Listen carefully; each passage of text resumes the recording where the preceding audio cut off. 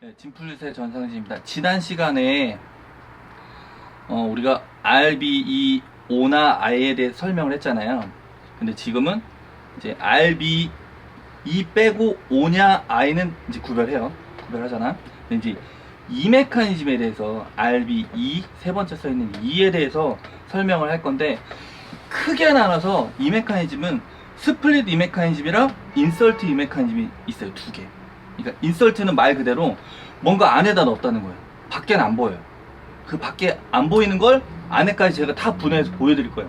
그러니까 인설트 이 메커니즘에는 또 속칭 얘기하는 도너츠 이 메커니즘이라고 해요. 도넛이 뭐냐면 동그랗게 구멍을 뚫었다고 해서 도넛이라고 하는 거예요. 그 모양의 키를 보면 진짜 이렇게 도넛 같이 생겼어요. 그러니까 도너츠 이 메커니즘, 인설트 이 메커니즘이랑 스플릿 이 메커니즘에 대해서 제가 설명을 해드릴게요. 일단 쉽게 스플릿 이 메커니즘은 뭐냐면, 우리가 악기를 미를 냈을 때 이게 오른손에 두 번째 손가락까지 막으면 미잖아요. 하이 미, 그러니까 3옥타브 미를 잘 내려고 만들어낸 키예요.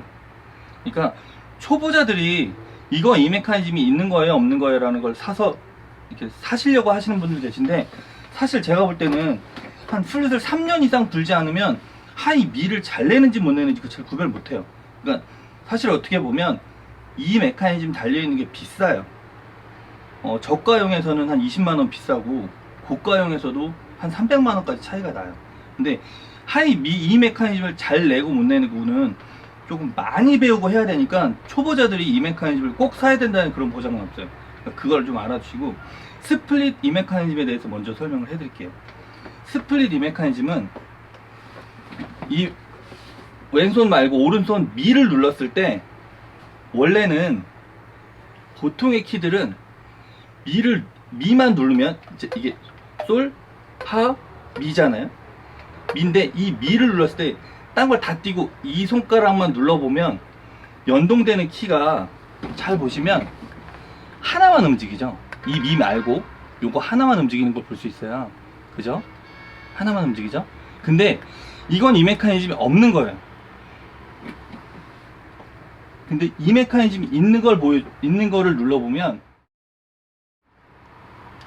보시면 이 두 번째 손가락을 누르면 아까는 분명히 하나만 움직였는데 이번엔 두 개가 같이 움직여요. 이쪽 옆에. 이건 이 메커니즘이 있는 거예요. 이거를 스플릿 이 메커니즘이라고 하는데, 스플릿 이 메커니즘이 어떻게 생겼냐면, 이렇게 보면 요 솔 밑에 키랑 파샵 위에 키가 이렇게 뭔가 막대기처럼 이런 키들이 살짝 보이시죠? 요 키. 이 키가 이렇게 나와 있어서 얘를 눌렀을 때 키가 두 개가 움직이는 거예요. 즉 하이미는, 이게 키가 하이미잖아요. 구멍을 두 개 열지 않고 하나만 열어서 하이미 소리를 잘 내려고 하는 거예요. 우리 플룻이 아직도 계속 개발이 되고 있어요. 그래서 계속 발전이 되고 있는데, 아직까지도 이 미에 대한 해결이 굉장히 더 연구하고 더 공부해야지 뭐 해결이 완전히 될 거예요. 이것도 사실 크게 뭐 다 해결을 했다고 볼 수는 없는데, 그래도 지금까지는 이 메커니즘이 있는 악기가 하이미를 잘 낼 수 있으니까 좀 보완이 됐다고 볼 수 있죠. 이건 스플릿 이 메커니즘이고요. 이건 인설트 이 메커니즘인데, 인설트 이 메커니즘은 눌러도 하나만 움직여요. 이 메커니즘 아까 없다 그랬잖아요. 근데 이것도 있는 거예요. 보면, 내가 이 악기를 한번 까볼게요. 열어보면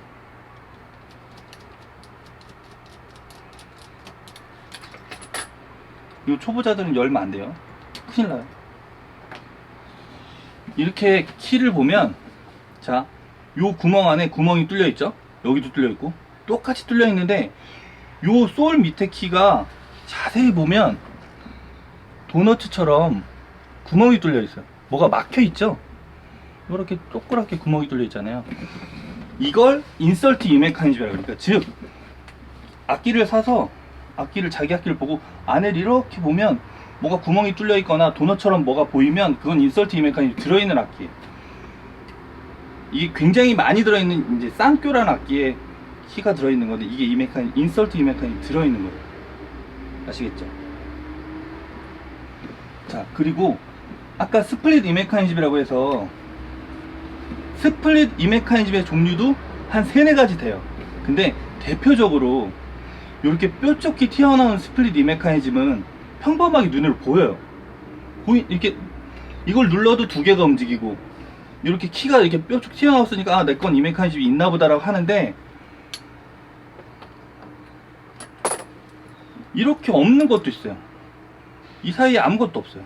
아까는 분명히 여기에 뭔가 뾰족하게 튀어나왔잖아요. 보이시죠? 사이에 아무것도 없죠. 근데 잘 보세요. 눌러보면 2개가 같이 움직이죠. 이 메커니즘은 어디 달려있냐면 이 뒤에 보이세요? 자세히 보시면 스틸로 이 뒤에 키들이 연동할 수 있게 스틸로 되어 있어요. 이게 요즘에 이게 가장 많이 들어있는 건 브란덴 쿠퍼에 나와 있는 쿠퍼 방식의 이 메커니즘인데, 쿠퍼도 당연히 스플릿 이 메커니즘이 있어요. 그리고 이 방식의 이 메커니즘도 있고, 그러니까 어떤 분들은 딱 보고 내 거는 이 메커니즘이 없네라고 하는데, 눌러보면 이 메커니즘이 있으면 본인 방식은 신개념, 이게 신형이에요. 신형에는 이렇게 나와요. 신형들을 구별할 수 있는 이 메커니즘이 이런 거예요.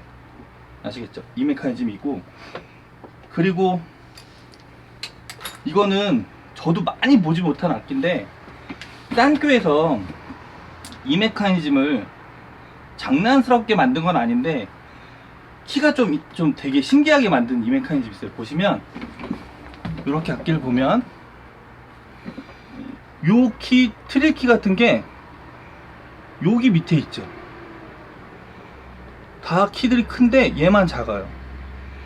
아까 얘기했듯이 이 인서트 이 메커니즘에 구멍 뚫어놓은 그 크기만한 키가 여기 달려있는 거예요. 밖으로도 보여. 이제 이게 인서트 이 메커니즘 달려있는 악기예요. 저도 한 2번 봤을까? 되게 신기한 악기예요. 근데 이런 악기도 있어요. 이 메커니즘 인설트로 달려있는 악기는 이렇게 신기한 악기도 있어요. 아무튼 우리 악기들이 지금 아직도 개발이 되고 있기 때문에 많이 바뀌어야 돼요. 그리고 더 뭐 음정이란 저음, 중음, 고음, 배음의 관계에 따라서 음정들이 아직도 좀 불안한 음정들이 좀 있어요. 그래서 연주자들이 자기가 귀를 듣고 메트로놈 튜너기에 맞춰서 자꾸 음을 훈련을 해야 연주할 수 있는 그런 악기이긴 한데, 그래도 계속 변화를 하고 있어요. 조금씩 변화돼서 연주자들한테 좀 더 편하게 뭐 제조사들에선 하고 있으니까 점점 좋아지는 거죠. 아무튼 오늘은 이 메커니즘에 대해서 좀 설명을 해드렸어요. 나머지 아주 특별한 옵션들도 있긴 한데, 그런 거는 거의 우리처럼 통용되진 않기 때문에 이 정도까지만 이 메커니즘에 설명을 했습니다. 이상입니다.